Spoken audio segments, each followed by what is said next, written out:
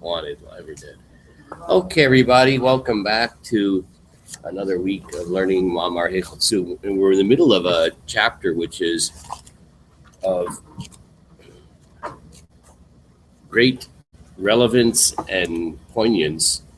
The Rebbe had said here, Rebbe Rashab, that the issue of not being able to have true Ahavat Yisrael, to be able to truly get along with each other and love each other, is a particular malady among people who are spiritual, people who are religious, which is like, whoa, you would think that, what does religious mean if you don't perform the mitzvahs and the mitzvah of getting along?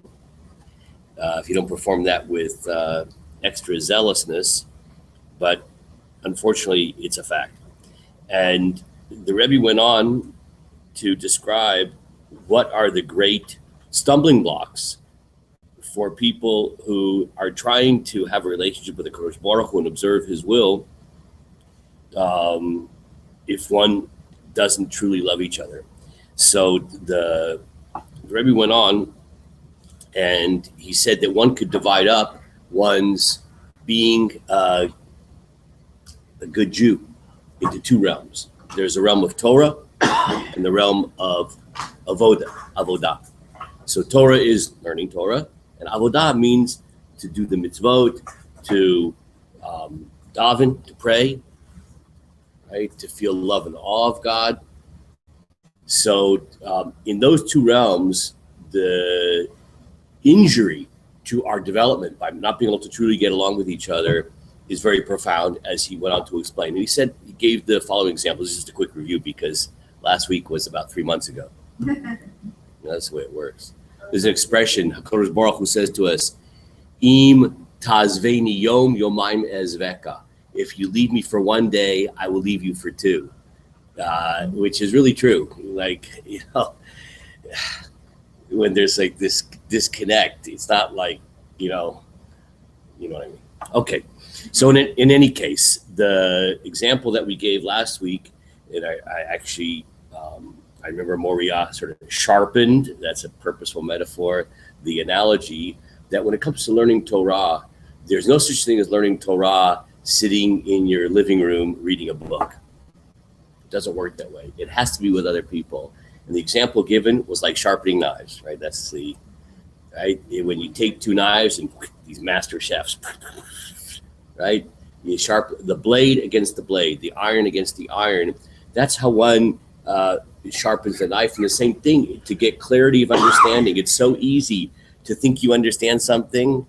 I think I told you some stories about this last week. It just takes one question from another person to realize, oh, right? Just even sometimes just a technical mistake, and you're completely off. And if you would have been able to learn with somebody in a way that you could hear them and you didn't feel threatened, etc., then you could attain such greater clarity.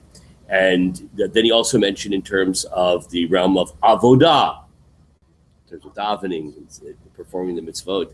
So a lot of part of avodah, believe it or not, is character development. That's like, oh boy. It's really the main thing, but people don't even realize it. Character development. You got a lot of characters. Yeah, that's the solution and the problem. So the in terms of character development, if we can't overcome all of our defenses and ego and lack of ability to realize that we're part of something larger, right? There's things that exist in the world besides our ego, ourselves. Like, we're not alone in the world. So what happens is that one is not able to see oneself properly, just like with learning. If you're not with somebody else, you can make a mistake. You think you understand, you didn't. So too, it's very hard to look in the mirror and see who you really are. So if you have a relationship with somebody and there's true love and respect. So when Zev and I go out for a cup of coffee and he says to me, I hope you can hear this, but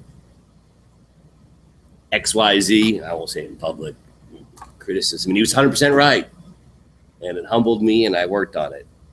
This is completely fictitious example, but could have been true, right? So that's how we grow, because we can't see ourselves, but another person can see ourselves better. But in order to be able to hear what the person is saying, you have to have that kind of love and respect, or else we just bristle and get defensive, right?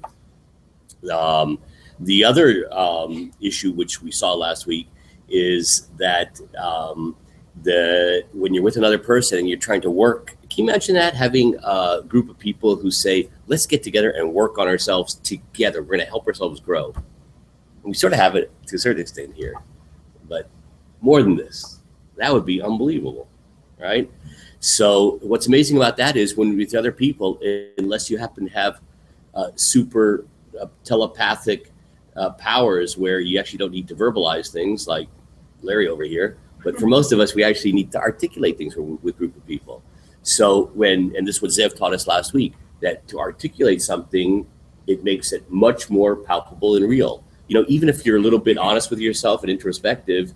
So it's one thing to, lay in bed and think, I really got to work on my gossiping, my lashon hara, right? But it's much more powerful when you articulate those words. And as Zev told us last week, that's the whole foundation of vidui, the mitzvah of confession, right? You don't go into a booth with a priest on the other end. Right? Vidui is, right, with our friends, and you say it out loud, that gives it concrete force, okay? And that makes it much more palpable, much more real, and motivates you to do something about it. Okay. We also saw this very powerful idea towards the end that when a person,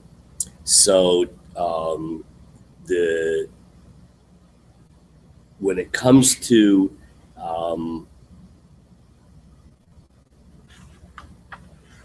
working on each other's issues, the truth of the matter is that a person should be able, let's actually read it from there. Take a look on, it's sort of in the middle of chapter 10, where it says, V'dugma lazeh, and the example of this, let's see where it is in the English.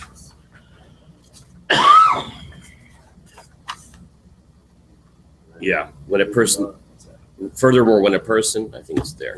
Yeah, so we're at the bottom. 1, 2, 3, 4, 5, 6, 7, 8, 9, 10, 11 lines down. Thank you. V'dugma lazeh hu ma shekatuv da'aga b'levi shesichena. ואמרו בזו ישיחנו לאחרים.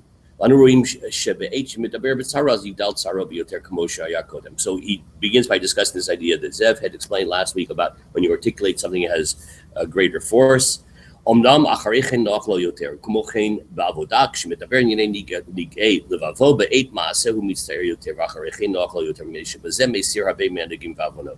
עוד זו כשמדבר יחד ממציא כל אחד עצות לזה איך לתקן.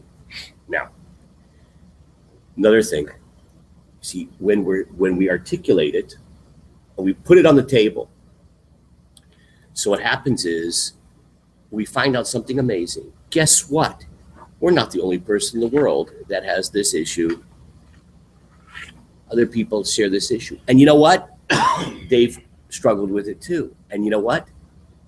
You can benefit from their advice and their experience. I don't know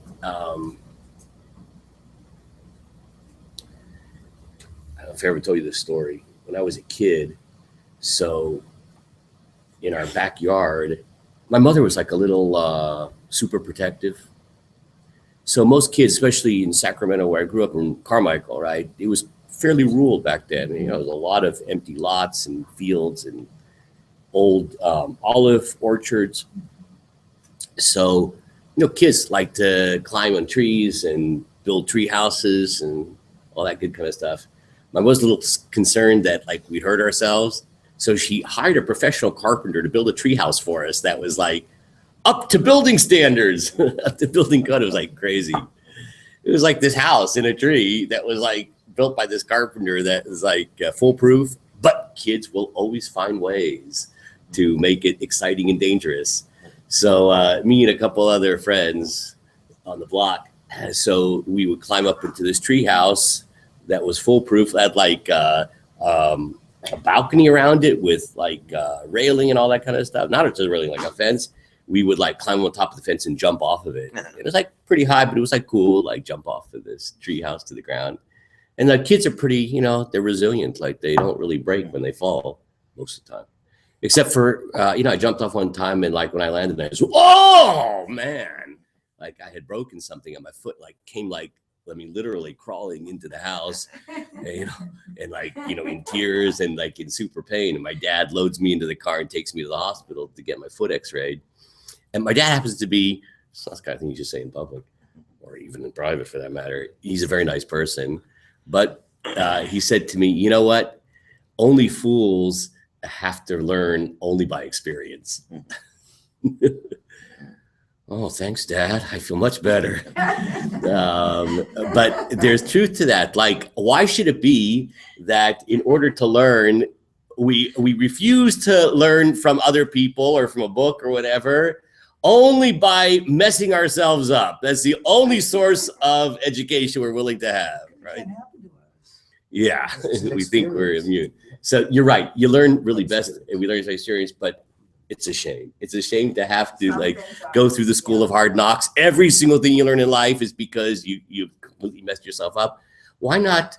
Then this is his point, to sit around as friends and say, I'm really struggling with X. The person says, you know what? I've had that same problem, and I found that this really helped me. Say, wow, I'm going to try that. So wow. Then you don't have to crawl on your hands and knees, with a broken bone, right? You can save yourself a lot of pain. But that only happens if you can share with other people. And, there's this expression some of you may have heard, you're only as sick as your secrets. You ever heard that expression? Yeah, it's a part. Secrets make us sick. The beginning of healing is to put it on the table. But to put it on the table, you have to trust, and you have to have, it takes a lot to be able to be with people. You have to have that love and that reduction of ego, or else you don't want to share your secrets. But we don't share our secrets. We're sick as our secrets. Okay. And can you imagine if you work together as a group? Hey, we're all struggling with lashon hara. We gossip too much. Hey, you know what? Let's work together. And let's make a system. We're going to go through, we're going to come up with a strategy. Man, wouldn't that be neat to collectively work on a strategy like a team? Let's work as a team in order to correct ourselves, right? This kind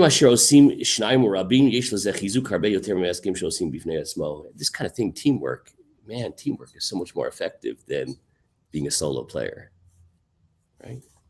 So it turns out that working together as teamwork in order to serve Hashem better is so much better in all these details. But that's not the way we work. Everybody's a solo practitioner. Everybody's over in his own corner. And there's only one reason for it. Because we don't really love each other. We feel threatened by each other. We feel superior. We don't really trust each other. We don't really feel anybody has anything to offer us because they're not as smart as we are, etc.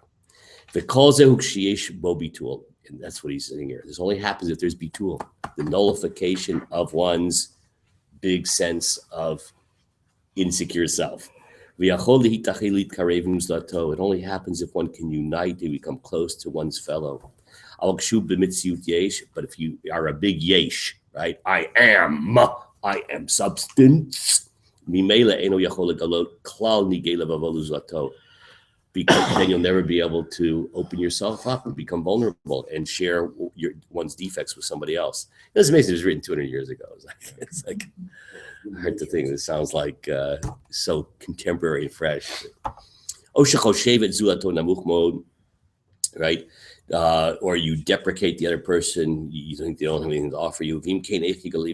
So how is a person supposed to open up and share if there's not a feeling of trust with the other person, if not a feeling of respect? And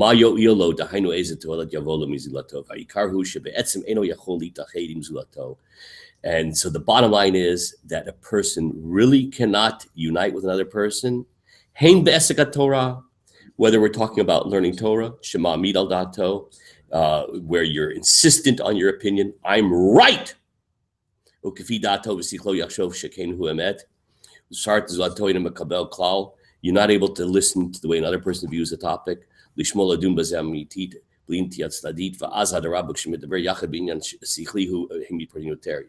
You know what happens when you try to discuss something like even just a short, you share a little Devar Torah, and people are too much wrapped up in their own insecurities and therefore ego, is not only does the learning together, like we say in the davening, it's always it's a saying of our sages, Talmidei Chachamim Marbim Shalom Balam. Torah scholars increase peace in the world. You're kidding. Didn't notice that. Right? It's supposed to be that way. The Torah scholars because of the respect and the learning from each other, right? They multiply peace and they build the world, right? But what happens is if a person is really operating from a posture of ego, then the discussions between Torah scholars actually accentuate differences. It's the exact opposite. And you become more alienated from each other, more hostile, more competitive. And then we just become more oppositional. I just want to share with you, I found this quote, and this is not from the Rebbe Rashab. I don't know who wrote this, and I even made a few copies.